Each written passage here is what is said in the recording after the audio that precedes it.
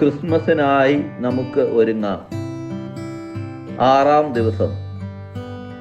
വിശുദ്ധ യോഹന്നാന്റെ സുവിശേഷം 3-ാം അധ്യായം 16-ാം തിരുവചനം. അവനിൽ വിശ്വസിക്കുന്ന ഏവനും നശിച്ചു പോകാതെ നിത്യജീവൻ പ്രാപിക്കുന്നതിന് വേണ്ടി തൻ്റെ ഏകജാതനെ നൽകുവാൻ തക്കവിധം ദൈവം ലോകത്തെ അത്രമാത്രം സ്നേഹിച്ചു. ക്രിസ്മസ് എന്നത് ഒരു ദിവസം മാത്രമല്ല, ദൈവസ്നേഹത്തിൻ്റെ പ്രഖ്യാപനമാണ്.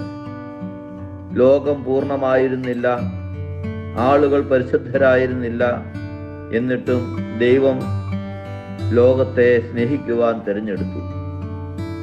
ദൈവം നൽകിയ ഏറ്റവും വിലയേറിയ സമ്മാനം ഏകജാതനായ പുത്രൻ തന്നെയാണ്. പുൽക്കൂട്ടിലെ ശിശു ദൈവത്തിൻ്റെ സ്നേഹം മനുഷ്യരൂപം ധരിച്ചു എന്നതിൻ്റെ തെളിവാണ്. ഇന്ന് നമുക്കും ഈ സ്നേഹം ആവശ്യമാണ്.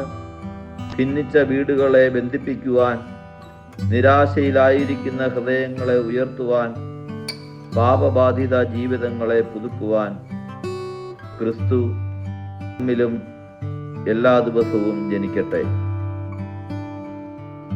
ദൈവത്തിൻ്റെ സമാധാനം നിങ്ങളോട്